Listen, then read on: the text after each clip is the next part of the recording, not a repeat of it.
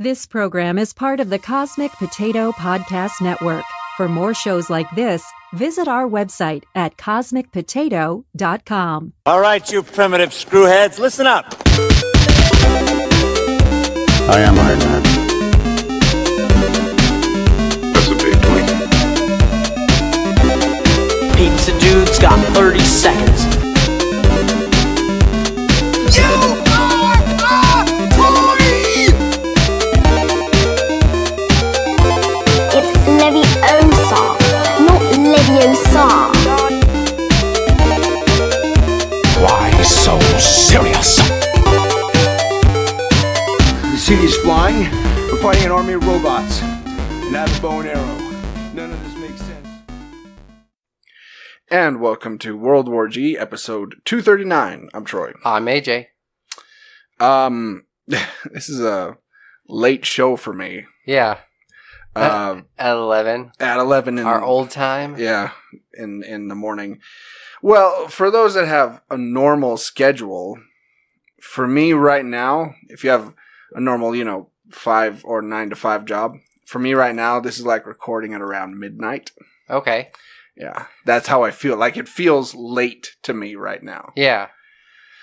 Yeah. Feels pretty early to me. Yeah. You're like us night workers. We call the sun like the scary light in the sky. The scare circle. The scare circle. Isn't that what Martin Crane called it? Yeah. I watched that episode like 2 days ago. Martin's, dude, he is by far my favorite character on that great. show. Yeah. I really like Niles a lot. Like, you always forget how good of like a physical comedian David Hyde Pierce is. Yeah. Yeah. Because he's really good at that stuff. But just that comedic timing and like snarky, witty remarks that you're just like, oh, ooh, wow, that was really good. Yeah. Speaking of that, since we're on that train anyway, probably I would say next week. Okay. Yeah, I could probably do it. I could get through it by then. Next week, we're probably going to do our beer. Yeah, see? Yeah, there you go. Our big Cheers retrospective. You pulled the norm right there. I did. Yeah. Yeah. We're going to talk about the entire show because we both basically binge watch the entire series. So we're going to go through and just kind of talk about favorite episodes and characters and moments and yeah. But that'll be next week. This week, however, we're going to start off with something we haven't done in a little while. Yeah. And that's a taste test. Haven't done one. And this was your idea last week, right? Yeah, one of my coworkers had said to me, like, he tried the Impossible Burger, which is the completely meatless burger at Burger King or Whopper. And he said it actually tastes more like the kind of Whopper that you'd get, or like the burger that you'd get, like that your parents would cook for you, like you're getting a family get together. Yeah. One of those kind of Whoppers. And he preferred it over the meat burger. But I just kind of wanted to see if we could really tell the difference. Visually, there is already a difference, right? There is. Yeah. Yeah, it was funny when I was cutting them. You asked, how are you going to know which is which? I said, you can tell by the patty. Yeah. It doesn't look bad or like off-putting by any means, but it just seems more like a turkey burger is what it kind of looks like. Yes. So we'll do the regular one first. Okay. I would say we'll try that one first. But this other one, you know what it's made out of? I don't know. No meat, I know that. Children? That would still be meat, I think. Oh, yeah. All right, so let's go ahead and we'll try this first one, the actual Whopper. It's been a long time since I've actually had a Whopper. Or like... Me too. Oh, yeah. That's really good. That's good stuff. When it comes to the actual hamburgers, I think Burger King beats McDonald's. Hands down. Absolutely. I think their burgers are they're bigger, and they're meatier, juicier. They do have that flame broiled taste to it. Mm-hmm. They do have that kind of smoky taste. As well as they do have like a lot of like really fresh ingredients. And I actually like the sesame seed bun better. For texture and for gripping. Yes. Sesames are good for gripping. All right, so let's try this. What was this called again? Impossible Burger. Right.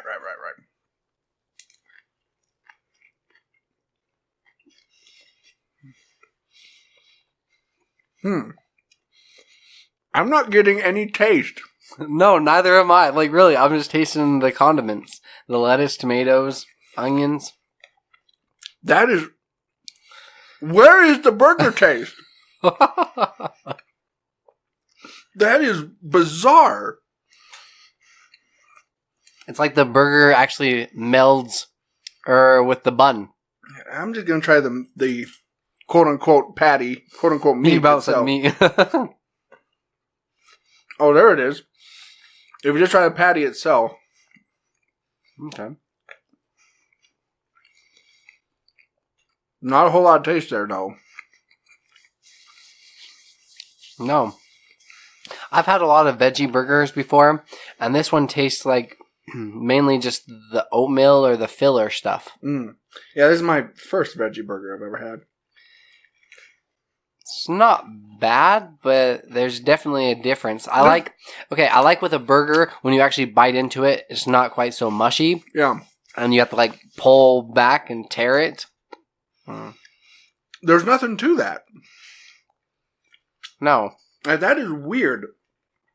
There's just no burger taste. No, not at all. I'm trying, like, is there any type of, like, meat or other flavor that, like, really you could compare it to? It's like,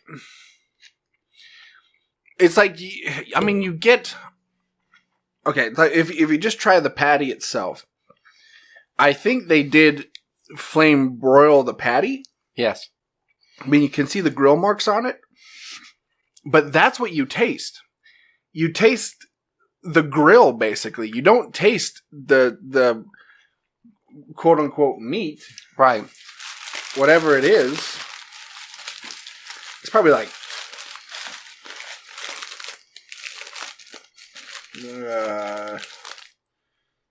no, it doesn't say. It doesn't say what it is. Probably like soybean or something. Probably. Ugh, soybean.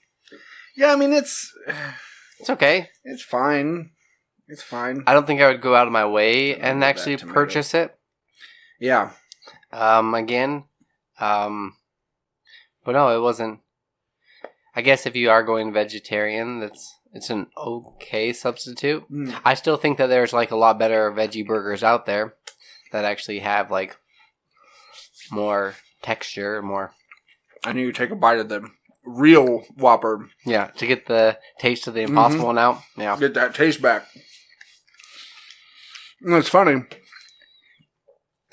because last week you said that you would be vegetarian if not for three things. Yeah, it was steak, bacon, and chicken, right? Right. Yeah. Which that covers a lot of different, like, I don't know, meat, but I really think I could. Yeah.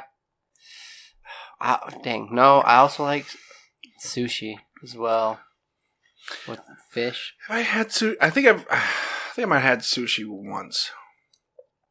What the heck? I think Joni dragged me to it. There's so many sushi, like in our state, it probably goes Mexican, Chinese, sushi. That's as true. Far as like the most like chains and the most restaurants out there. Yeah, I'm really surprised if it's. I know it for sure. It's got to be in the top 3 as far as most. But yeah, but anyway, that Impossible Burger. I mean, like we said, I mean it's a decent substitute. Yeah. If you are a vegetarian, I mean, go ahead and have it. But man, you can't beat the meat, right? Well, you can, but you can. Hey, hey yo. But yeah, no, I get what you mean. There's just something about a nice flame broiled Whopper. Yep. So you said you had a question for me? Yes. Yep. There's something I wanted to ask you. And it's something I've been wanting to ask you for a while now. Oh, geez. Okay. So, let me preface it by saying this. We've been doing this podcast now for how long? 5.5, 6 years? 6 years? Almost 7 years. Oh, yeah. In January, it'll be 7 years. Oh, geez. Okay.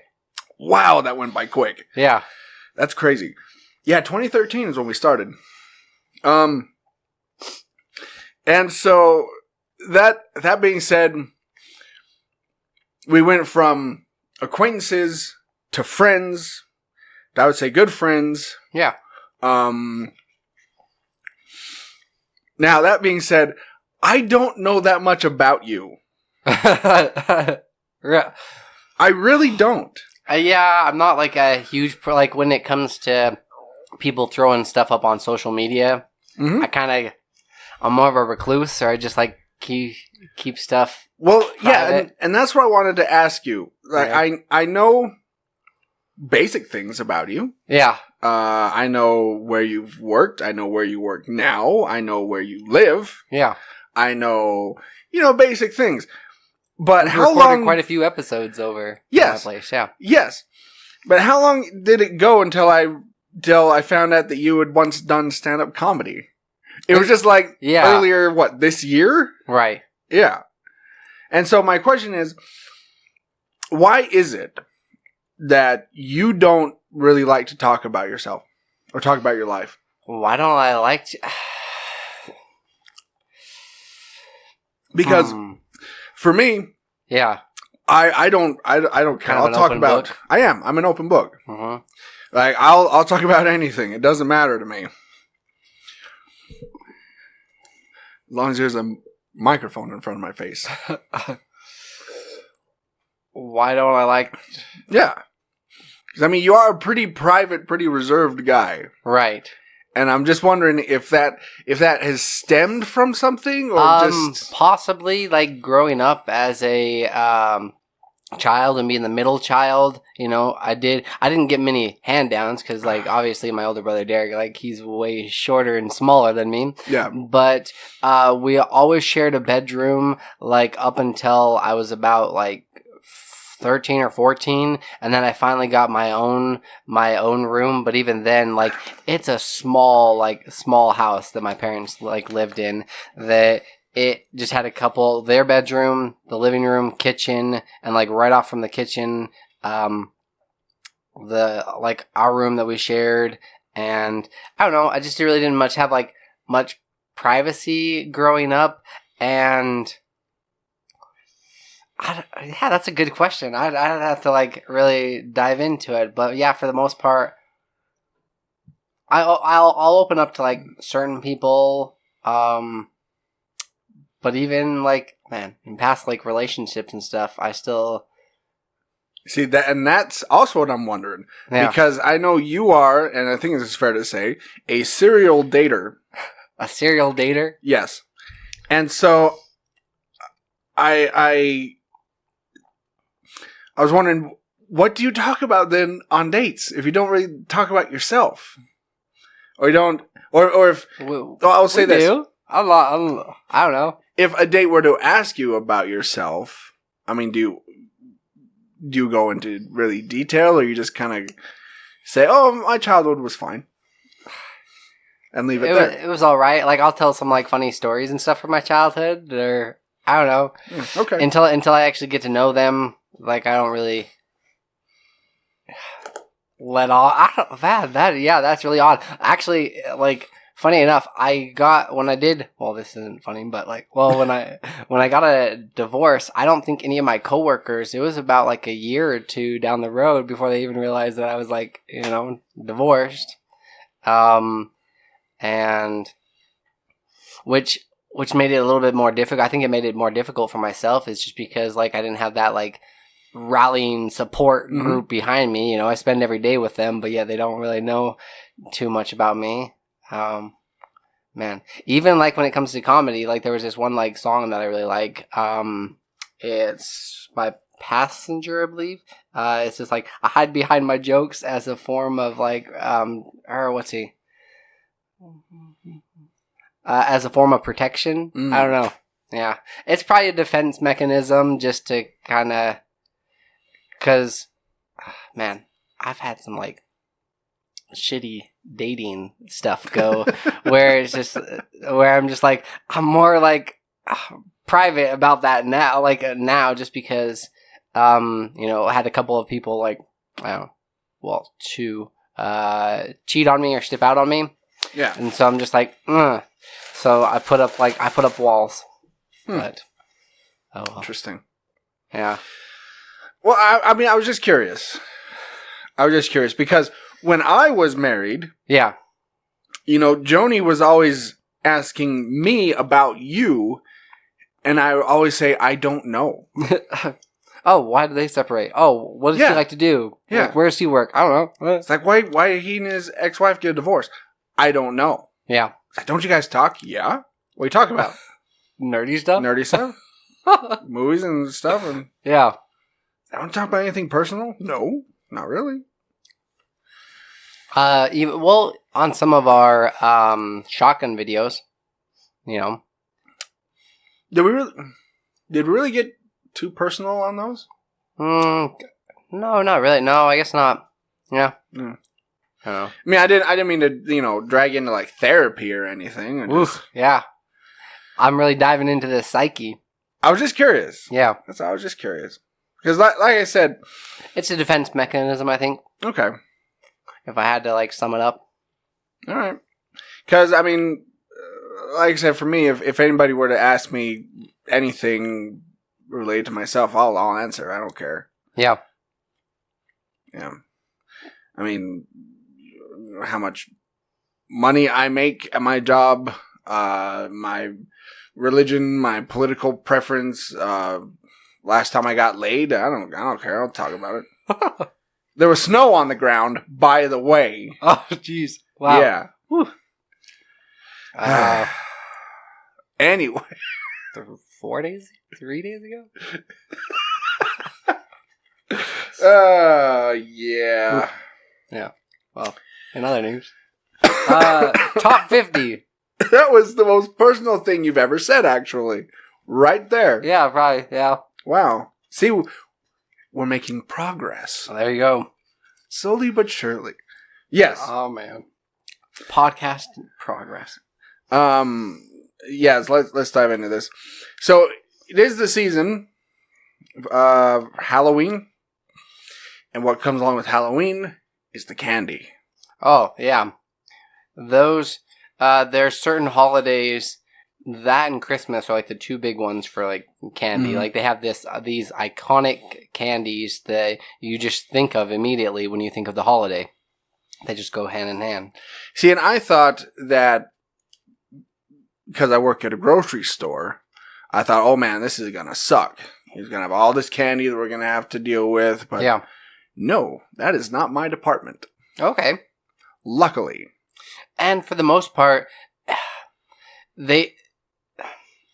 candy, they've gotten away from it a little bit.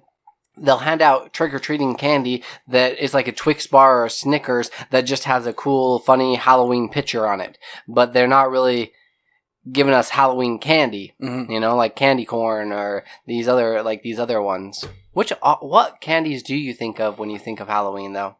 Candy corns, for sure. Yeah, candy corns. Just candy in general, or is there... I don't really think of anything specific.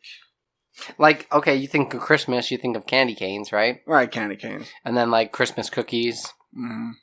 So it would have to be candy corns, right? Right. Because you don't... That's like candy canes. Candy corns, that's the only time you have candy corn at all, ever, is around Halloween time.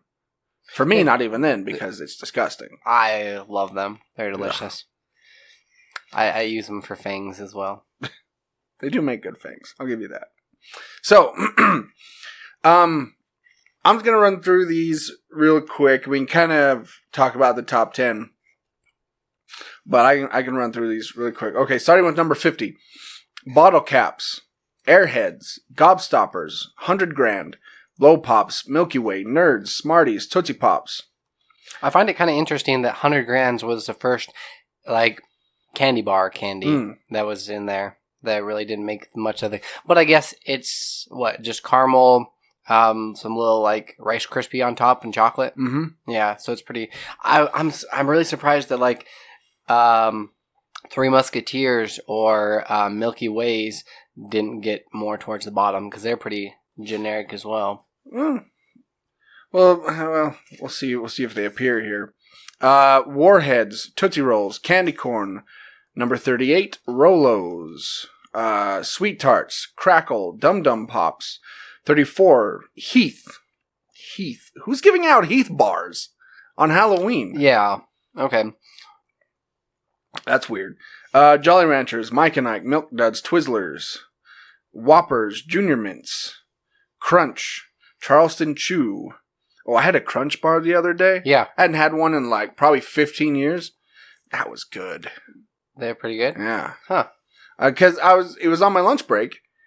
And again, working at a grocery store, I'm just like, what do I want for lunch? Huh. You know, pick anything. Yeah. Like, I Do haven't they had at a least give Crunch you an bar in a employee while. discount? No. What the heck? No. Lame. I mean, we get a lot of benefits at that company. Yeah. So, Yeah. it's okay. Anyway, what was I? 26. Charleston Chew. Fast Break. Hershey's Cookies and Cream. Hershey Special Dark. Mr. Goodbar. Butterfinger. York Peppermint Patty. Starburst. M&M's. Hershey's. Skittles. Payday. Reese's Mini Cups. I'm surprised that's not in the top 10. Oh, for sure. Well, I think just the regular Reese's will make the top 10 for I'm sure. sure it will. Yeah. Number 13, Mounds. Reese's Pieces. By the way, those of you on the East Coast, it's Reese's, not Reese's. Reese's, yeah, that just bugs the heck out of me. It's Reese's. Wait, how do you say? Do you say caramel or caramel? Caramel. Okay, thank goodness. Yeah. All right, we can still be friends.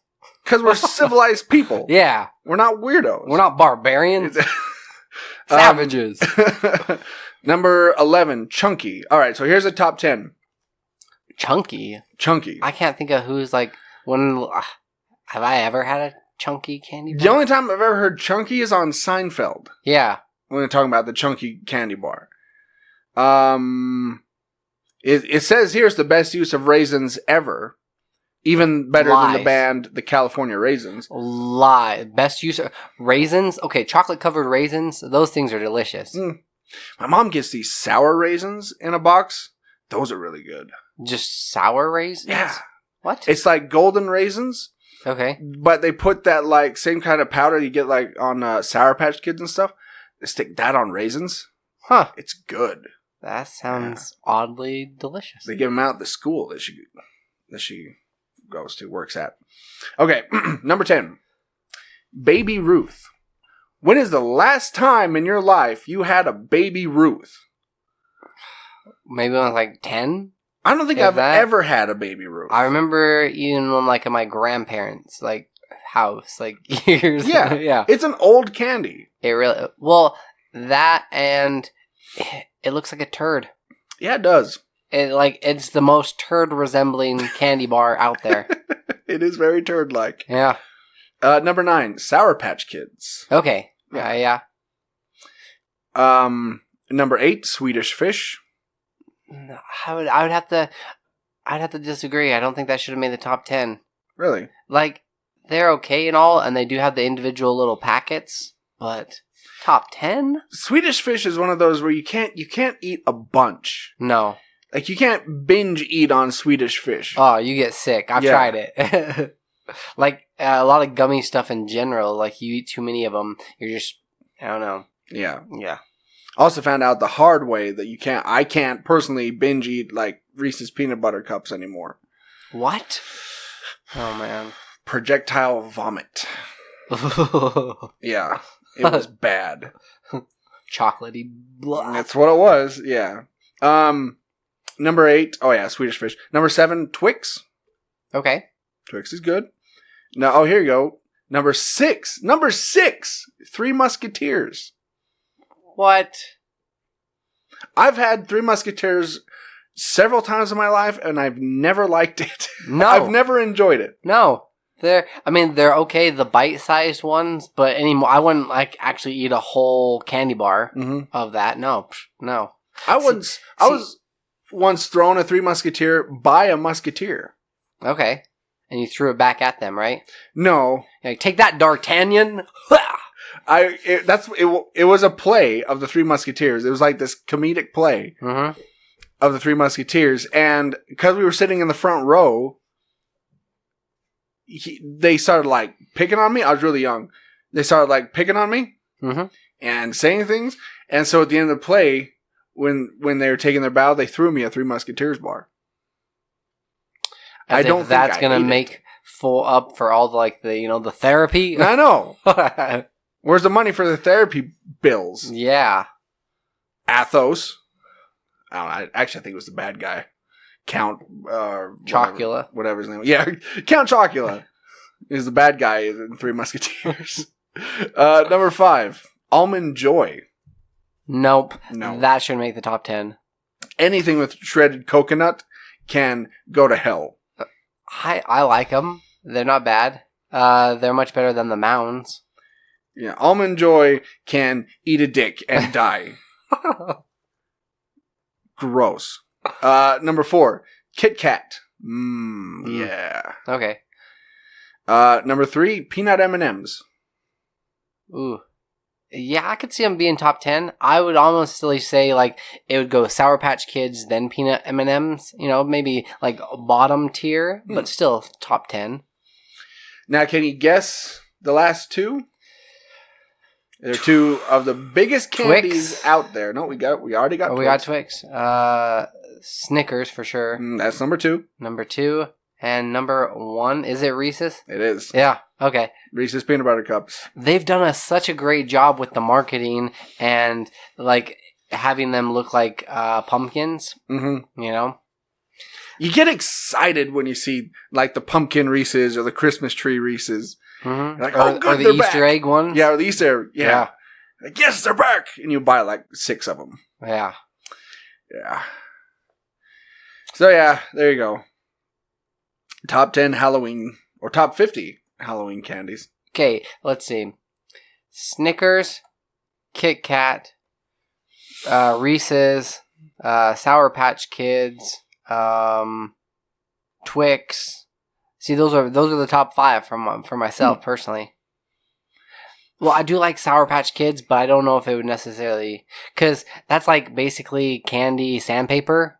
You can't like eat too many of those. It tears you up. It tears your mouth up. It's like Captain Crunch or some of these other ones. It just like rips your mouth to shreds. But I think that's done on purpose.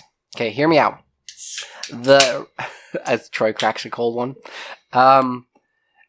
With chewing tobacco, it actually has pieces, like small pieces of fiberglass in it, so that it cuts your lip up and cuts your mouth and your gums, so that it can get the nicotine into your bloodstream quicker. Right. Okay, Sour Patch Kids do the exact same thing. They're trying to get that sugar to those kids so much faster, by cutting your mouth to shreds, and then like sugar just like rushes in. It's an addictive candy. It's a gateway candy. I'm thinking of I pictured 5 and 6 year old little kids sitting on a fence and wife beaters, mullets, and having a cheek full of Sour Patch Kids. Did you hear Pixie Sticks? Did they make the cut? No. I mean, that's an older candy, but you think they'd be at least in the top 50. They're pretty iconic. I always like getting Pixie Sticks in my Halloween bag. Yeah. Did you ever snort a Pixie Stick? No, but there was this one girl in my math class in 7th grade that she did, and she kept sneezing, and the teacher said, if you don't, because we used to have just we'd do the odd problems, because in the back of the book it'd give you all the answers for the odd problems. Okay, but she kept sneezing, and she's like, if you don't stop right now, I'm going to give you the odds and the evens problems. I'm like, shut up, and because she snorted this Pixie Stick, and yeah, we got all the problems, and I think her name was Celeste. I'm almost 100% sure it was, and to this day, I knew a Celeste. I wonder if it was the same one. Probably. You remember Mount Fort? Yeah, do you remember her last name? No. Celeste. She had dreads. Oh, no, it wasn't that Celeste. That's okay. a different Celeste. No, this one wouldn't have had dreads. I remember one time in 7th grade, speaking of coughing fits, somebody brought, one of the kids brought pepper spray. Oh, wow. And I sat in the back of the class and just went, psh. That was it. That's all just they did. one spritz, yeah. And the entire class just started having coughing fits. And the teacher was getting so mad at us. We were watching, or my mom was like reading to us like once, and she'd gotten for this one convention or seminar or something that she had gone to, she'd gotten a little bottle of pepper spray, and my mom was reading Harry Potter to us. And we were just like sitting there just chilling, and my brother Logan, he thought that it was just like perfume or something, and he had farted, so he just like sprayed it. Yeah, we were dying. Yeah. Ooh, that stuff's That's powerful stuff. it really is. Yep. Anyway. So speaking of brothers, Doom television show is being made by Dave and James Franco. They're going to be the producers of this show. Doom. That's so weird. Okay, it makes sense just because Doom Infinite is coming out. Like, it was scheduled to be out this year, but they're pushing it back until 2020. So it makes sense why they're trying to, like, you know, jump on the bandwagon. But at the same time, these guys producing it, I don't know how it's going to turn into, like, it's going to be that good of a television show. Yeah. Apparently it's going to be called Masters of Doom. Based off the book, correct, yeah. The book, yeah, okay. Yeah, that's weird. Because there's nothing really, like, I'll say interesting about Doom. I mean, it's a shooter game. It's a first-person running-gun shooter game. Right. You know, I mean, there's nothing, like, unique about it. Well, so the actual premise is going to be that these two friends, best friends, turn bitter rivals as they create one of the most iconic first-person shooter like characters. So I guess they're going to focus a little bit more on that, but I honestly couldn't see this show going more than 2 seasons or a season. Like, I think, like, at the very end of the tail end of the first season is when you're actually going to see Doom. Mm-hmm. And then, so that'll set it up for the second season. But other than that, it's going to be pretty short-lived. 6 episodes a season, maybe? Does it say where they're going to release it? No, but it does say that Prime. Tom Bissell, he's done like Gears of War, Judgment, Batman Arkham Origins, Battlefield. So he's like had some experience with like writing stuff. So if they go more that direction, I think it has a little bit more potential, but even still. It says the USA Network has ordered. So it will be on TV. Like, it won't be on like Netflix or Hulu or something. It will be on TV. Is that just because nobody else would pick it up? Maybe. I feel like this has a better chance of doing well on Netflix. Yeah, me too. Right? This is weird that it's going to network television. If I were to pick any network, you know, Hulu, Prime, whatever, it would either be Prime or Netflix. Because they kind of do those random things that I think people will just be interested enough to watch a couple episodes. Yeah, and I think if the way they do this, if they make it kind of more gritty, more focused on the military aspect of it, and that sort of thing, maybe I could see squeezing out a few seasons of this, but... If they went the boys kind of direction, right? Didn't shy away from gore, but also had a great story. Make it ultra violent. Yeah. Yeah. Who knows? I guess we'll see. Speaking of something that we'll see. Yeah. Robert Pattinson says his Batman isn't a hero. Which I would say to him, Batman's never really been a hero. Yeah. Yeah, let's see. He said he's been like Batman's like taken the brunt for a lot of things. and been kind of the scapegoat when the Gotham City police kind of fail.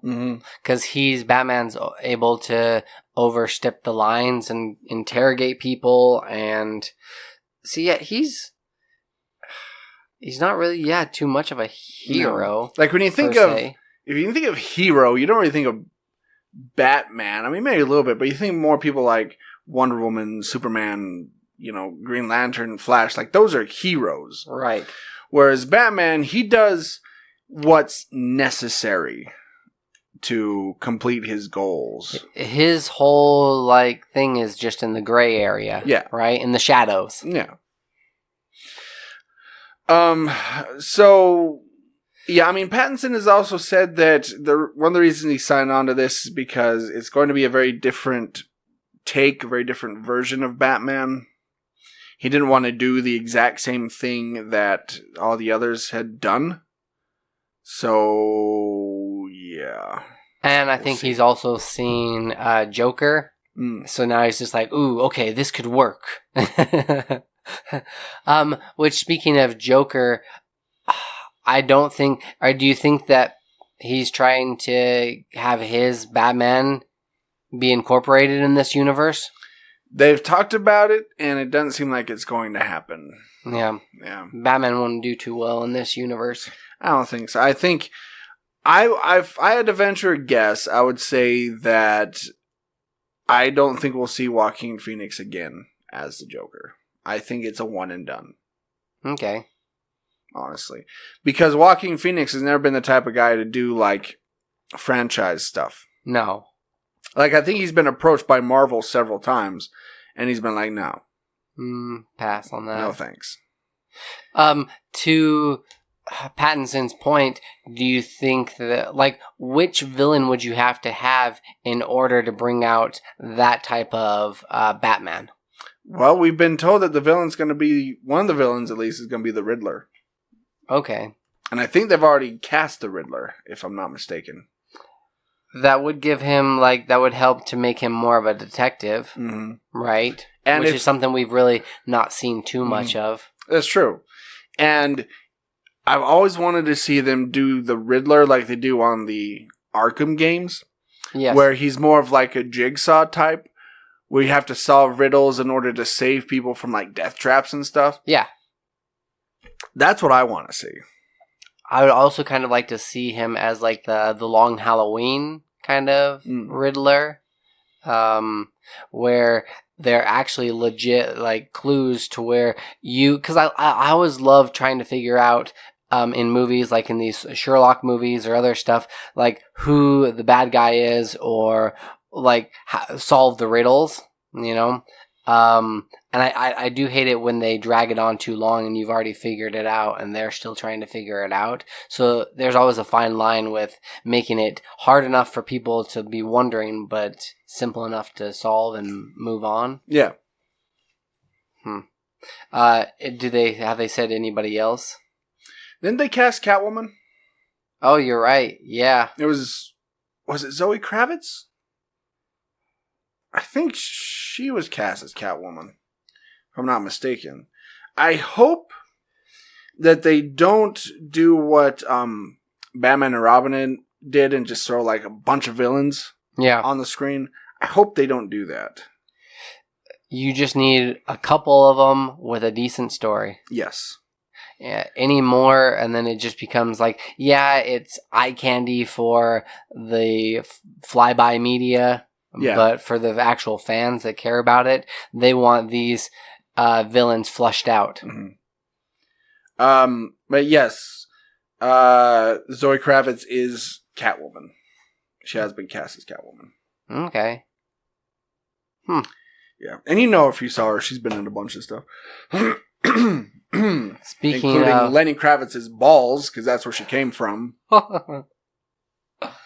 I was going to say, speaking of celebrities and leading ladies, Jennifer Aniston basically, shut down Instagram. She broke Instagram. She broke Instagram, for sure. Yeah. Within the first 24 hours, she had 8.6 million followers. I think I might have been like, it was like day 2 or 3 that I was just like, might as well see what she's got. Mm-hmm. Yeah, I jumped on that too.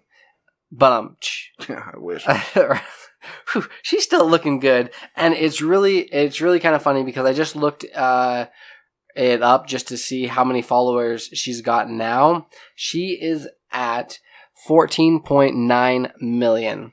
And you know how many posts she's posted? 3. Yeah. I'm looking at them right now. That is insane. The coolest one of all is by far the Friends like cast. Yes. But man, have they aged. Yes. Except her. Oddly. Except for her. Yeah. Yeah. Yeah, like Chandler for sure and Joey. Yeah. And you think she'd have a better camera with better resolution? Yeah. That's not the best picture there. I think it was kind of her intention, like, you know what I mean? Like, because they'd all had like quite a few drinks and they just wanted like a picture for the moment, but at the same time, like, you don't want to be HD. Yeah, no. Not for these aging celebrities. You know, what must it be like to be those 6? You know, to wake up every morning and just think, I never have to work again. Yeah. If I don't want to. I can do whatever I want. Literally, I can do whatever I want. Just off Friends alone, those 6 get $20 million a year. No way. Just seriously. off of reruns of Friends. Each. They get 20 million. They don't have to do anything, and they get 20 million a year. Just what must it be like? That is insane. I didn't realize it was that much. To have that kind of money. That is FU money. Yeah. You know what I mean? Yeah. Man. Who's had the best career and who's had the worst career? I would probably say Jennifer Aniston has had the best career. Okay. Because she went from the television show to movies, like, seamlessly. Right. And the rest of them kind of had to do some like voice acting and other stuff. Voice acting isn't like slumming. Well, it's like that's the bottom of the barrel. I don't mean it like that. I just mean like out of the limelight for a little bit. Well, from what I can gather, David Schwimmer does a lot of stuff behind the scenes. Mm-hmm. Like, he does a lot of directing, a lot of producing, and so that's where he's doing right now. I don't know the actress's name, but Phoebe? Yeah, Lisa Kudrow. Okay. She's done a few things here and there. She's had trying to think. She's had a couple of shows. You could seriously do whatever projects, whatever you wanted. Whatever you wanted to. Yeah. And then Courtney Cox, she's had a fairly successful career on television. She also had a couple of TV shows after Friends. I'm sure they've probably got like some sort of list that you could go look at to see net worth, to kind of see where they're at. Oh, yeah. Besides this, like, Friends money, what they've made outside of Friends. I would say the worst, though, would be Matthew Perry, Chandler. Because he has tried and failed at 3-4 TV shows now. Yeah. That didn't even make it past season 1. There was one where he was, it's called Studio 60 on the Sunset Strip. It was kind of a parody of Saturday Night Live. And he was he was one of the writers, quote unquote. There was one where he managed a circus. There was one they did with Thomas Lennon. It was The Odd Couple. I think that ran for a couple seasons. There was one where he... Go On. I think that was one he was a therapist? Mr. Sunshine. Mr. Sunshine, that was the circus one. Yeah, he's had a few, and they just don't work. And I've watched a lot of them, and they just, they're okay, but unfortunately, someone with like Matthew Perry, he was so pitch perfect as Chandler that I don't think you can see him in something and not picture Chandler. You really can't. No. Yeah. And then Matt LeBlanc. Oh, he did The Odd Couple as well. The Odd Couple, yeah, with Thomas Lennon. 3 seasons. Did it go 3 seasons? 2015. What? Oh, 2 seasons. Excuse me. 2015 to 17. Oh, okay. All right. Yeah, and then Matt LeBlanc, he had a really successful show called Episodes. Right. That was really successful. And pretty funny. I watched quite a few of those episodes. Did you? Yeah, it wasn't too bad. Quite a few episodes of episodes? Yeah. I don't know. I think it just finished off, or they stopped for a while, and I kind of lost track of it. I think they're done. Yeah. Now he's on a show on CBS called the Family Man, Good Family, Father, Family Man, whatever. I don't know. Okay. Besides voice acting, is there any other things you'd do if you had Friends kind of money? If I had Friends kind of money, you would never see me again. Yeah. What? I would buy a cabin or a nice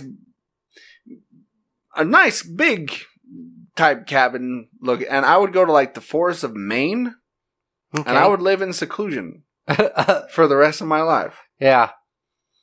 Okay. Yeah. Wow. I would.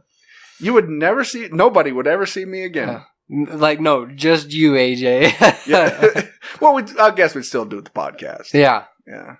I'd fly you out every week. Okay, I appreciate that. Out once a week. It's like, I gotta go record the podcast. I'll be back. Yeah. Fly you out to Maine every week. Man, we could make the podcast a lot bigger. Oh, the podcast would be great if I had that kind of money. Right? You know what kind of equipment we'd have? Oh. Whew. It'd be like a legit studio? Recording studio. Yeah. Yeah. With other people doing the episode, and figuring out a title for it. You could have producers and stuff. Right? Yeah. Editors.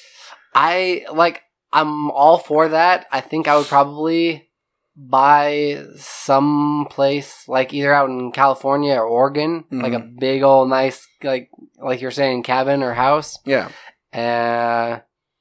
Do a lot of traveling, a ton of traveling. See, I don't care that much about traveling. Really? It's not important to me. Yeah. Yeah.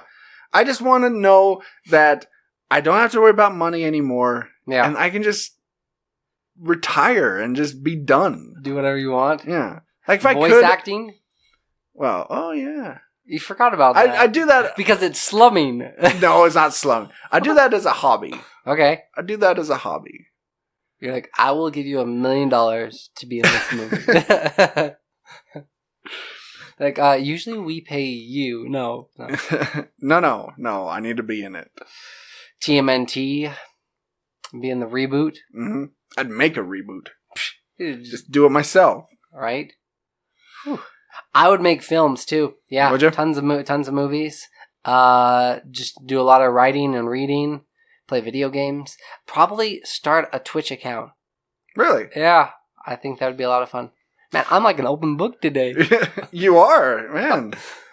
Troy's finding out all sorts of things. That's weird. Okay. You know the type of person I would be. You remember we were talking about last week about that movie Need for Speed? Yes. Aaron Paul was in. Okay. You remember Michael Keaton's character? Yes. Where he was just that rich guy that hosted this whole thing, and he hosted this, it was almost like a podcast that he was talking about. That's the kind of guy I'd be. Okay. I could see that. Yeah. Yeah. Friends money. Need some of that friends money. Yeah, it's every time I see them doing stuff or working or whatever, I'm just like, why? You don't have to. Why are you working? Yeah. I mean, I'm sure it's they have to be creative and blah, blah, blah. The dream of mine is to get be a one-hit wonder or something. Yeah. And get something that's so successful, make a ton of money, and just disappear. Just bow out, be like, I'm done. Okay. That is the dream. That's the dream. Yep. I like it. But for those people that do have to still work. Yeah. So, Pippi Longstocking is being rebooted. And here's why I bring this up. Okay. Because Pippi Longstocking is a redhead. Yeah. I was thinking about that to see who actually gets cast as Pippi Longstocking. This will be the test. Yep. The test of what I'm calling the DeMeyer theory. Okay. Because I think the Colton theory doesn't quite have the same validity. Yeah, or the same cachet as the DeMeyer theory. Ooh, man. Chills. Yeah. Literal chills. So we're going to follow this Pippi Longstocking story and see who gets cast. Because I'm really curious if it's going to be an African-American child actress. Didn't they try that with Annie? They did. And it didn't do so well? It did not. And I wouldn't blame it just because of that. I would say because of the story and they had Cameron Diaz singing. Yeah. That was bad. There's a lot of things bad with that movie. Yeah. But yeah, that's the only reason I brought up that story is to see the casting. Because they haven't casted anybody just yet, have they? Nope. Just saying it's a reboot? Mm-hmm. They're saying it's in the works. But has she really been kind of an outcast? Pippi Longstocking? I don't know that much about her. She's more of kind of in the was she in the Orphan? limelight. She's got to be an orphan. Longstocking. Let's go to Wikipedia. Pippi Longstocking is the main character in an eponymous series of children's books by Swedish author Astrid Lindgren. Pippi, red-haired, freckled, unconventional, and so Pippi is hang on. Pippi is red-haired, freckled, unconventional, and superhumanly strong. Yes. Really? Yeah, I do remember this something about that, where she could lift crazy stuff. Able to lift her horse one-handed. Well, now I'm interested. This is a super strong little kid. That might be interesting. Huh. But it'll also be interesting to see who they actually cast. Pippi doesn't want to grow up. Okay, she is the daughter of a buccaneer captain and has adventure stories to tell about that too. Her 4 best friends are her horse, a monkey, her horse and monkey, and the neighbor's children, Tommy and Annika. See, I think growing up, we kind of missed this, just barely. We did. Yeah. Yeah, we missed the Pippi Longstocking boat. It was around, but I knew the name. Mm-hmm. I know the name Pippi Longstocking. I know more about the Berenstain Bears than I do about her. Yeah. But what was I gonna say? Paddington isn't the director that did Paddington the reboot going to be doing this one? Yes. Okay. See, that to me, because they did it they took a lot of care with that one and actually made it really heartwarming. Mm-hmm. So it could work, but yeah, it'll be interesting to see who they all cast for everything. Have you? Okay, speaking of casting, The Little Mermaid. Did you see that one? The one that's going to be on television here coming up soon. Yes. Doesn't that look like the worst casting ever? Yes. Right? No offense, Queen Latifah, and I really enjoyed you in The Holiday, but... Holiday? But... Wow, nice poll. Yeah. But... That and also Jesse. I don't even know the guy's name. Full House. John Stamos? Yeah. Him in that movie as well. It's such a bizarre, interesting casting. Yeah, I'm trying to look it up here. I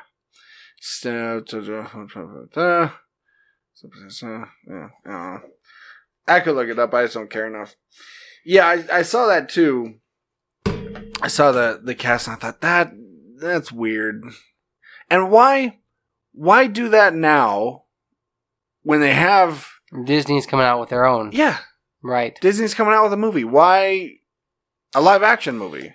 Typically, with a lot of these movies, when they come out, then you'll get all these people that jump on the bandwagon and create other look-alike movies, you know, like after the fact, that kind of tried to, they came out with this Krampus movie. Let's make like this low-budget Krampus ones and throw it out there, and it comes out like a couple of weeks before the other one comes out on DVD. Yeah. But this, to me, seems kind of weird that they're pushing it before, or even like, okay, Planes, right? You have the Cars franchise, really successful, and then they come out with this Planes series to kind of jump on the bandwagon. Yeah. Right? Yeah. With Hilary Duff, I think she was in it. Probably. I'm pretty sure she was one of the voice actors. I know Dane Cook was in it. Yeah. As the main plane. But Dusty Crophopper. I've not seen too many things where they go beforehand, like they come out with stuff before the actual bigger one. I mean, unless this was in production before, which is possible. But we've seen what has happened with like these other Joker movies that they're going to do. Everybody kind of like bailed out. Yeah. Right? And they let one shine. Yeah. Yeah, I don't know. More than anything, I don't know why they keep doing like these live performances on TV.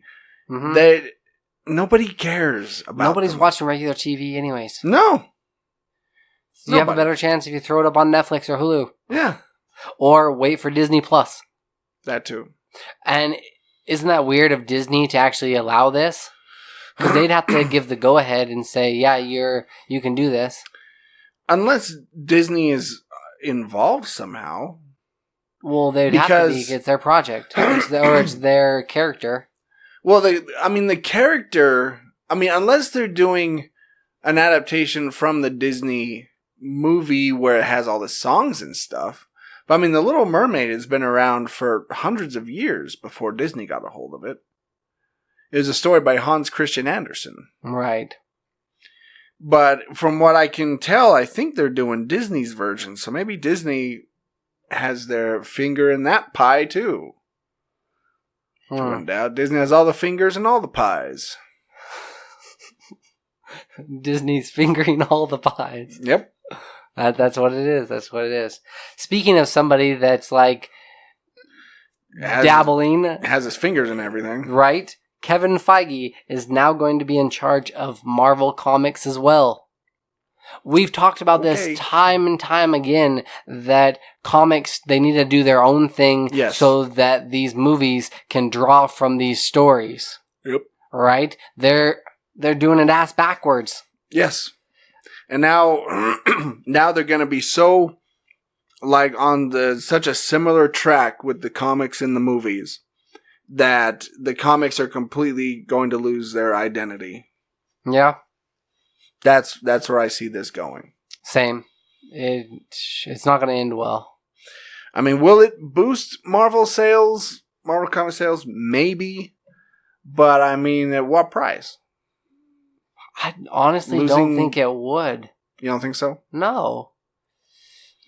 I mean, Kevin Feige's pretty good as far as direction, and having a vision. Well, and getting the name out there and advertising, and he's good at that type of stuff. So maybe it will raise sales. I don't know, or maybe he'll just shut it down. Yeah, that's what he decided to do. Just shut it down completely.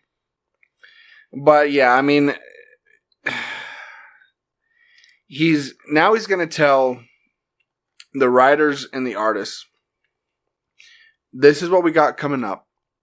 This is what you need to push. These are the characters you need to push. This is the direction you need to go. This is the stories you need to go. That sounds like a lot for one person to have to kind of keep track of, right? Yeah. Because you have to keep this consistency and not have, like, it's a lot easier for a writer to already know a lot about, like, Star Wars, for instance, and then kind of write their own stuff, but keep it consistent with everything else. But they have more time to do that. He's having to do this, like, because they're pumping out a new comic issue every week, right? Obviously, they don't have that much story and content in there, but still having to look over that every single time. Yeah. And to also be in charge of all these movies, directions, and everything else. It's a pretty daunting task. Yeah. And people were also concerned that now that he's focused on this, that maybe he's not going to be so focused on Star Wars anymore. Right. And, spreading yourself pretty thin. Yeah. Which only can hurt the story and the franchises themselves. Yep. Yeah. So, plus, don't you want new, fresh ideas in there? How old is he? Feige? I don't know, probably in his 40s. Okay. I was Looks thinking like he's in his 40s. It's a little older than that. I would have to say 50, 54. Well, let's see. That's my guess. Kevin Feige. Born June 2nd, 1973. Okay. 73, 83, 93, 93, 13. 6 more years, so 46. 46. Okay. Hard to do math when you're tired. It's okay. So he still got some... I don't know. I was just worried that like you get somebody that's too old in there that's not keeping it fresh, and then you get another like Stan Lee kind of situation where he's the face, but he doesn't really do as much. I mean, I don't know. We'll see how it goes. I mean, I'm sure this is going to take a while to kick in. As I'm sure Marvel Comics has a lot of other storylines to get through and stuff like that before the new stuff kicks in. Kind of do what they've done before in the past and just revamp and restart anew and say, hey, this is a new universe. Yeah. And all the comics will start over with issue 1 and yeah. We'll see. But speaking of Marvel, Martin Scorsese, not a fan. At all. Going so far as to say that Marvel films are, quote, not cinema. Okay, and I would have to disagree there. And that or movie theaters, he's saying theater owners should step up against Marvel films. We shouldn't be invaded by it. Because apparently, he hates money. Yeah. Because those Marvel films are a license to print money. They really are. But here's my thing. I think the reason he's saying this is because he's old Hollywood, right? I mean, he made some incredible movies in the past, and he's part of that old way of doing things. Now, Marvel, it's the new thing. It's the new trend right now. And people like him are being forgotten about. Right. And so he has to put things on Netflix, like The Irishman, for anybody to watch. I mean, I'm sorry that that's happening, but that's just the way it is. It's going to be in theaters for like a limited run, like for a week or so. Yeah. But then, yeah, you're right. It's just going straight to Netflix. And so I think he's bothered by that. He's bothered by the fact that Hollywood isn't the place. Yes, isn't the place that he remembers back in the 70s and 80s and that sort of thing. And look, eventually, this superhero trend will die down. You know, and I've said it before, just like the Westerns did back in the 50s. They were huge. They were everywhere. They died down eventually. Superheroes will do the same thing. But it does kind of like take the spot of a really like good film, you know, when you've got these Marvel movies in theaters for a month or two. Yeah. Right? It limits what is readily available to the general public, you know. So I can see that that there's like a lot of these other films that don't really have a chance at making it to the big screen, even though they are big screen caliber. Yeah. You know? So I do get that, and like I was looking through his IMDb, dude. Wolf of Wall Street, Raging Bull, Shutter Island, The Departed, Silence, Taxi Driver, Goodfellas, The Irishman. Amazing films. Yeah. Casino, Gangs of New York, yeah, Aviator. Yeah, no, he's done. See, and that's the other thing. I don't think he has much to worry about. Well, the only problem is like you're talking about the long game, and it'll die down. Yeah. How much more time, like, does he really have? Does he have left? Yeah, right. Does he really have the time to like wait it out? That's a good point. Yeah, but I would also say, I mean, look, he's Martin Scorsese. I mean, that name alone carries a lot of weight. It does.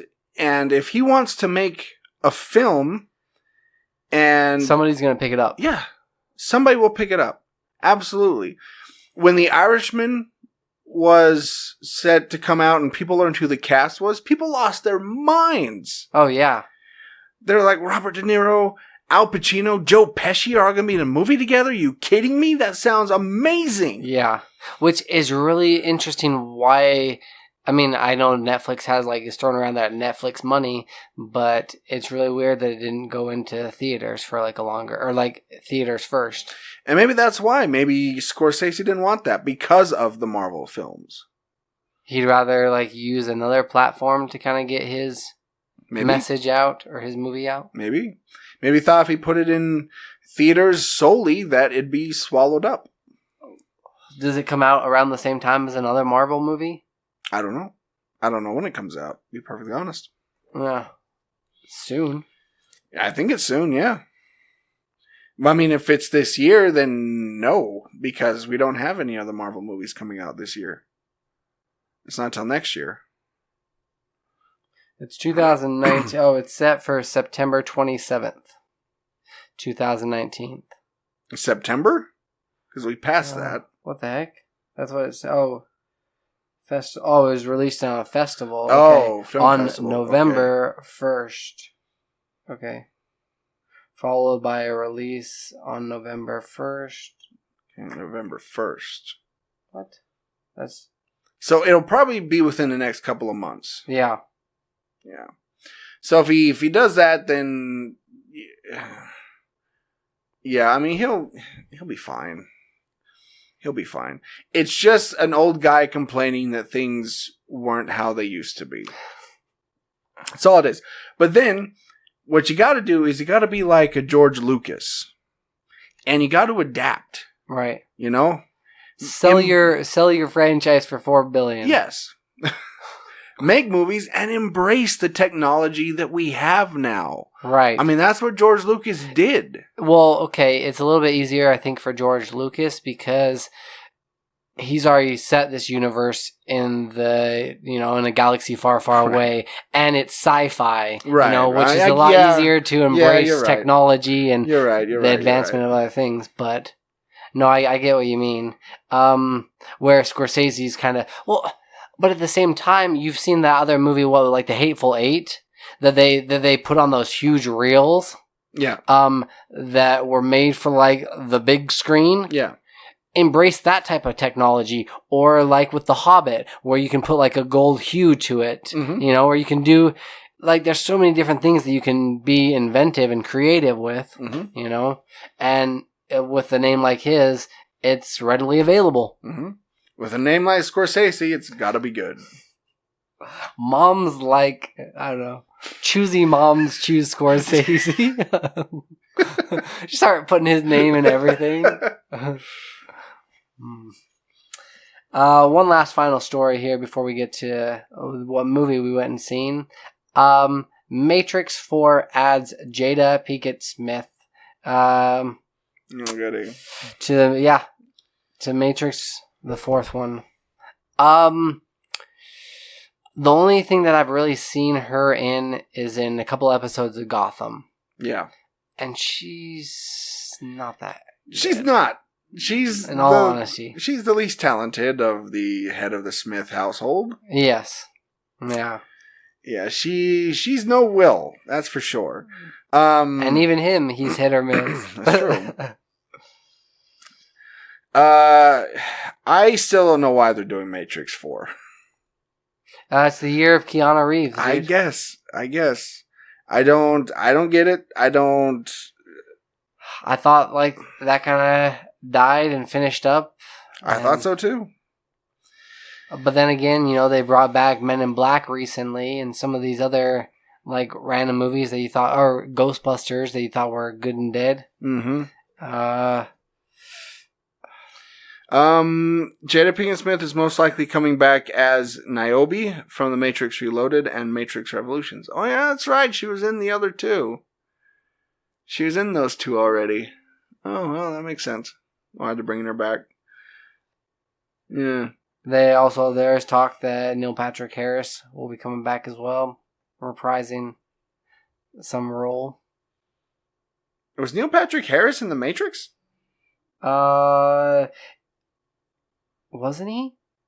Not that I remember.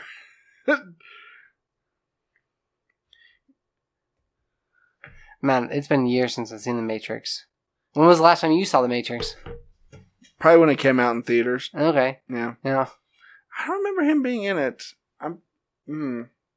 I did see a story where he was cast in something. Maybe that's what you were thinking of. Maybe, yeah. I think maybe. Because I saw him cast in something recently. I can't remember what it is now. I would like for Neil Patrick Harris to be in The Matrix. I think that would be actually kind of interesting, but... Oh, he is going to be in the long-awaited sequel of How I Met Your Mother and Gone Girl, and Gone Girls. Huh. Yeah, I don't even know where. Okay. Alright. Well, speaking of the Smith family. Yes. If you saw on Facebook, those of you that follow our page, you'll know that we went and watched GemInI Man a week ago today. To this very day. Mm-hmm. And it was a resounding meh. Yeah. Pretty much. Which, it was interesting because I've since read some articles about it, and they're talking about how this is the direction that cinema and filming's gonna go with these action movies. Well, they better perfect that technology then. Yes. Yeah. Let's kind of give a basic rundown of this movie. Yeah. And, well, just show you how much sticking power this movie has. I forgot that we saw it. You're like, I didn't see anything this week. Oh yeah. Oh yeah. Oh yeah, that's right, I did. So the premise is basically this. You have Will Smith, who is a hitman, a really good hitman, one of the best. The best. If not the best. And he's at the end of his career. Yeah, he decides he's going to retire. Well, the agency doesn't really like that. And so they sent an operative to kind of take him out. Well, because of the information, because one of his fellow hitmen, they believe that he gave him some classified, information. Right. That's what it was. So it does seem like everybody that Will Smith comes in contact with is at risk of dying. Is a target, yeah. So he's, not only is he trying to run away from this, hitman that's coming after him, he's also trying to hold on to all of his other, it would be a pretty, you go to a place and you think that you're safe, and then all of a sudden your best friend that lets you stay there gets killed or taken out, and you go run over here and somebody else gets taken out, and they're cutting off every other avenue that he potentially has until they whittle it down to where it's just him to take out. Yeah. And that's basically the movie. It's Will Smith running away from age. Yeah. From this other assassin, which I don't think it's any spoilers to say that it's also Will Smith. they took some DNA from him years ago, and then they made a person out of him. I thought it was funny when his clone says, "You made a person out of another person." I'm like, that's how people get made. Yeah. Just in general. People come from other people. Well, he's a clone, so he really didn't know. I was thinking about this, and it was definitely a love story. Like, Will Smith had to have put some of his own money in to make this movie. Dude, it was a love story to him, and I think it was a coming to terms with how old he actually is. Because I looked it up. He is 51 years old. Yeah. And he says that, 4 or 5 times in this movie? Yes. That's kind of the run-on joke. Yep. You know, where it's like difficult for certain people, like, to be like, oh, hey, I'm this old, or, you know, I'm getting up there in age, but he's still able to take out, you know, a younger version of him who's a perfect, you know, human. Yeah, it's almost like a symbolism between like his old career and then his new career. Yeah, he's like, I'm still a badass. Yeah, it's like, I still got it. I still got it. People remember me when I was younger, but I still got it. Which, that's the thing, is everybody remembers how he looked when he was younger, and this younger him looks nothing like him. Not really. No. It's weird. And he's also got kind of a smaller head. Like, this is a Will Smith reference here, like in Men in Black. Do you remember that dude that had like the shrunken head after he got it shot off? Yeah, and it's like growing back and it's like smaller. That's what this seemed like. It was, what they did is they took the Will Smith now, who's kind of like, you know, got a strong jawline and kind of a more he's big, toned face. He's bulky and yeah. And well, no, I'm saying like the older like Will Smith. Yeah, he's kind of like more like works out quite a bit, bigger and bulkier, like you were saying. And they tried to make the other face match that.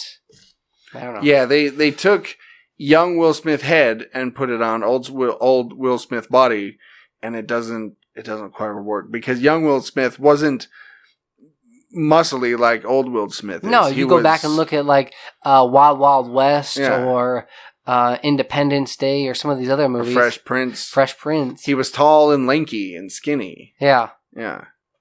He wasn't big and bulky like he is now, and so it looks weird. Well, and it doesn't even look like younger Will.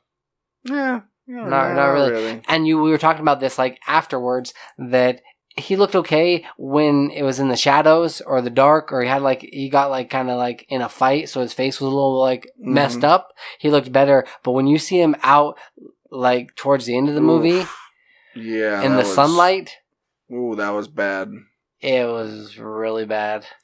Yeah, because I know a little bit about that type of technology, and I've heard special effects artists say that it is hard to create that sort of thing in daytime because you have to match the lighting on the person's face with the light that's outside. Right.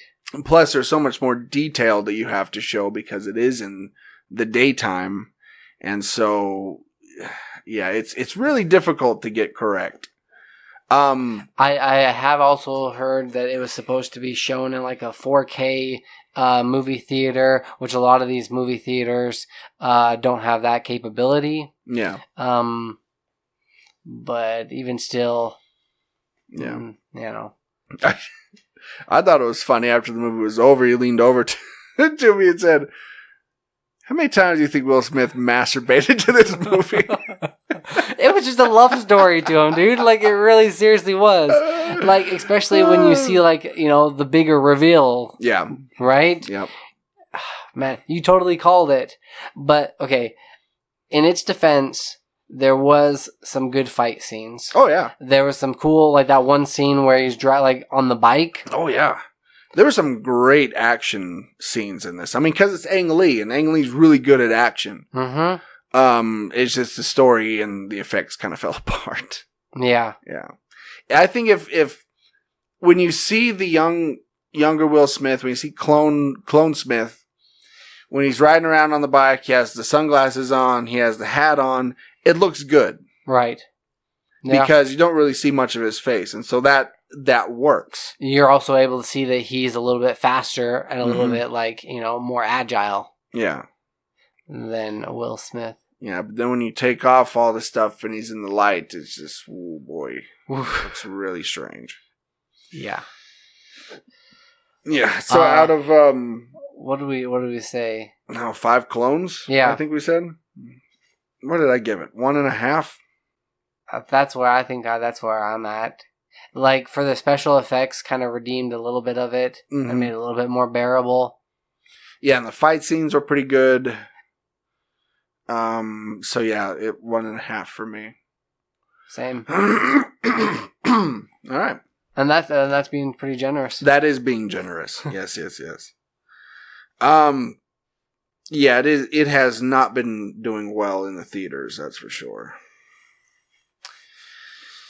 And actually, Will Smith in general hasn't been doing very well in the theaters.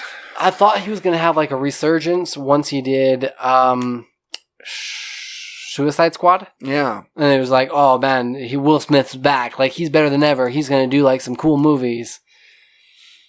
No. But he's still the more popular Smith. Yeah. He's definitely a more talented one, that's for sure. All right. So here's where you can find us. You can listen to all of our podcasts at worldwarg.podbean.com.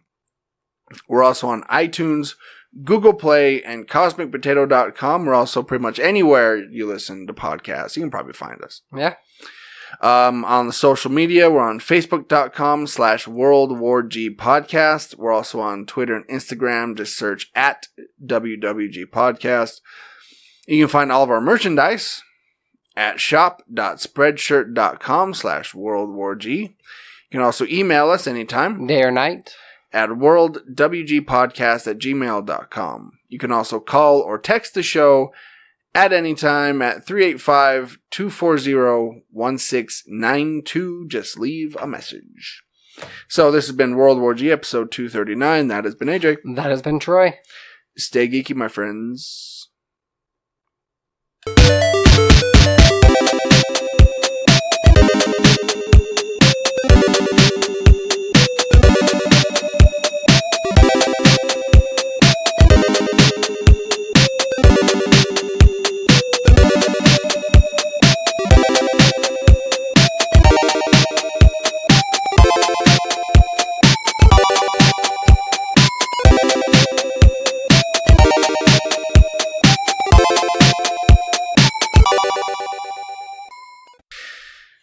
And welcome to the post-credit scene. I don't know what we're going to talk about. Definitely not what we were talking about before we hit record. Yeah. That's for sure. I'm always tentative because sometimes you'll occasionally, hit record just as we're like goofing around and just saying random stuff and you're like, and we're back. Like, oh, what the? So, yeah, I've always got to sit back from this mic. Yeah. I just remembered. I had a dream about you. I did. If I had $1. No. I don't remember where things took place, but I do remember the context of it. And this isn't a dirty dream, is it? No. Oh, I'm just kidding. You started dating my ex-wife, Joni. What? Yep. Not gonna happen. Sorry, dude. I know. I know. But, and I remember getting really, really pissed at you. Yeah. And Rose her. before hose. Yeah. Because you didn't tell me. Yeah. And that's what made me think of, why doesn't AJ ever talk about himself? Okay. That's what it was. That's what's kind of it sparked was that dream, yeah. Okay. But I don't remember a whole lot of context. I remember, I think the way I caught you was, I think I was driving past my old house. Yeah. And you were coming out of it. Uh-huh. And wink, wink. Yeah, wink, wink. And I think I saw you guys hug or something, and I pulled in, and I You confronted? Yeah, I confronted really? you. Yeah, that doesn't seem like Troy. No, it doesn't. But I think I laid into you and her and just like, what the heck? Yeah, let you both have it. But I remember waking up from the dream and being still really mad at you. Like, why don't I know anything about him now? Yeah. Oh. Like, what am I? That was a dream. Why am I mad at him? Have you, okay, so as kids, we've had these, like, nightmares, from time to time. But as an adult, have you really had, like, many nightmares? No. Right? Mm-mm. I have, like, majority of the time, I don't even remember what I dream about. If I dream at all. Life in general is a nightmare. Yeah. And so... Well, and that's why I like to jokingly say is like when people will be like, oh, how's it going? I'm like, oh, living the dream, Yeah. It's like, I'm not going to specify what type of dream, whether it's a nightmare, reoccurring. It's like Groundhog's Day, what type of dream? No, dream, because as an adult, dreams are an escape from your crappy life. Yeah. Mm. Whereas as a kid, your life is pretty good. And so when you go to bed and you dream, you have all these scary nightmares and stuff. Like it's been, I don't know, probably 20, 25 years, maybe a little less than that I've actually been woken up like from a nightmare. Yeah, like startled. Yeah. Like how they do in the movies when they wake up and sit up in bed. That never happened to me. No. Yeah. Yeah, I don't remember the last time I had a nightmare. Yeah.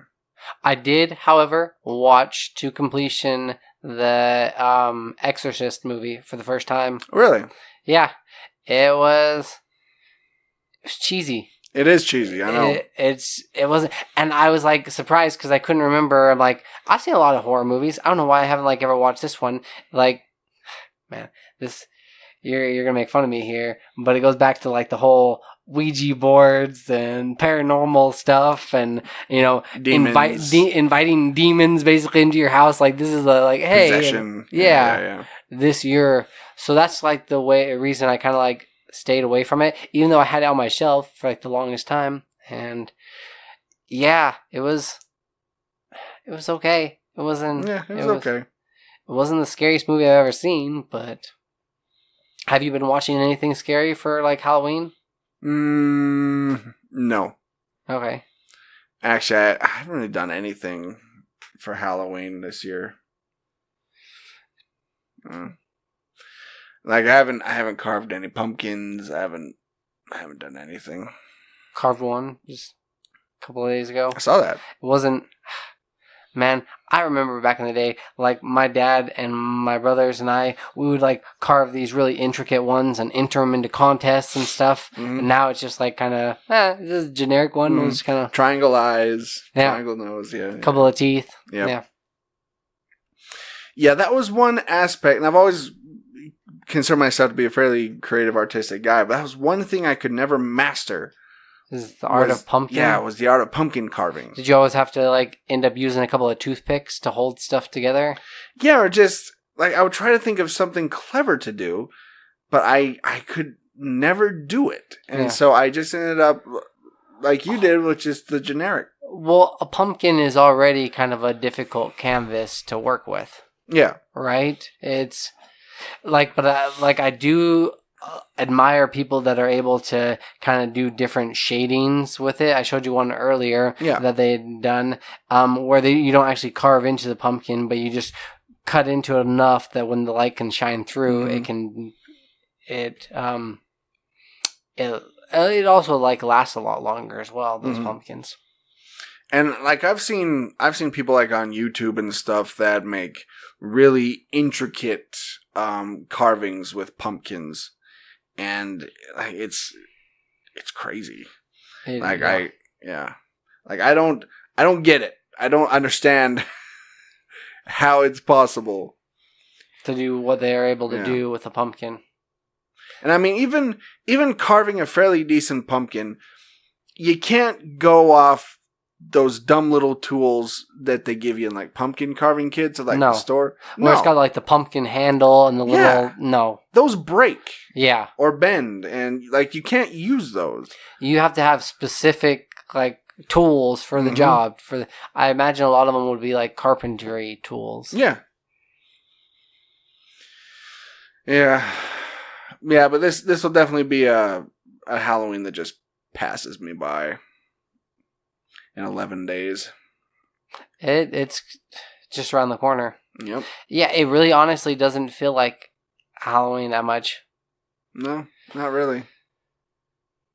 I mean, again, yeah. Maybe when I have my own place, and maybe then I'll decorate and do stuff. But well, I don't even do it for myself, dude. That's the thing is that because I'll put up like a little Christmas tree, or like in years past I've put like I have like because I love Halloween, like it's one of my favorites, and like I'll decorate, but when it's just decorating for myself, like I have a whole box of decorations and fog machines and cool stuff for Halloween, but it's just like nah. And then I'm just gonna have to put it away. And yeah, see, that's the thing with decorations. It's fun putting them up. Yeah. Because it's the season, you're in the mood, but then you don't want to take them down. No. So just leave them up like it's Halloween year-round, basically. You'll be that weirdo. That has like the Christmas lights in July. Mm-hmm. Yeah. Yeah. What is it that really makes a good Halloween? Is it going to like Halloween parties? Is it going to haunted houses, corn mazes, scary movies? Pretty much all of the above. Candy? I mean, you really gotta really just dive into the season. Yeah. Yeah, I mean just go all out with the decorations, go to the parties, go to the haunted houses, just do all that stuff. Kind of embrace it? Yeah, just embrace it. Watch scary movies every night, and yeah. And yeah, but I'm so busy either working or sleeping that I don't have time to do any of that. We need that Friends money, dude. I know. If somebody just wants to pay me $20 million a year, I'd really appreciate it. If it's not too much trouble, you know. It's like right now, I'm in the middle of working 7 days straight. Yeah. Like tonight, I'll start my 4th day of working 7 days straight. Oof. Yeah. That takes a toll. It does.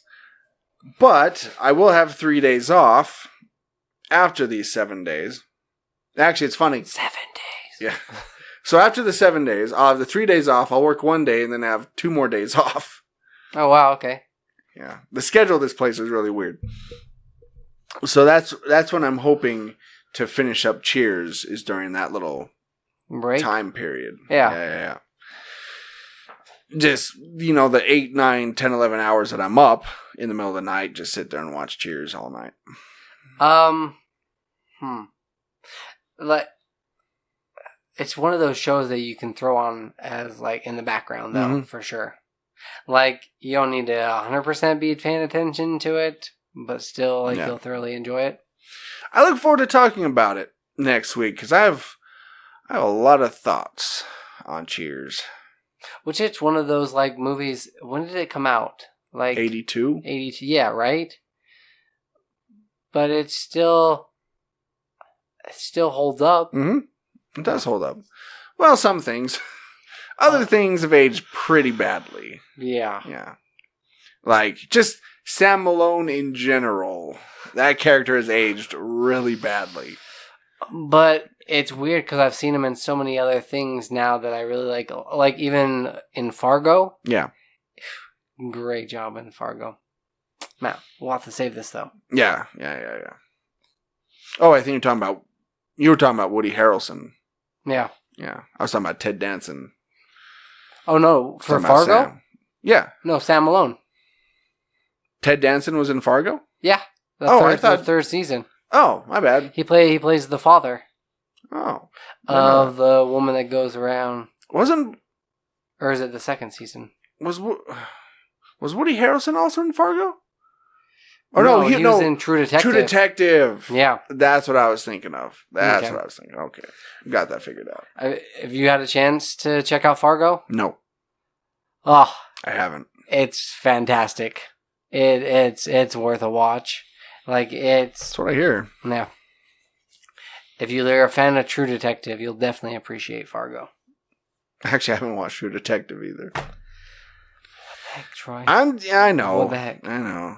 I mean, look, I couldn't watch this type of stuff when I was married. Yeah. Yeah. So now we're gonna have to compile a list or something. I know. Yeah. These are the things you missed out on.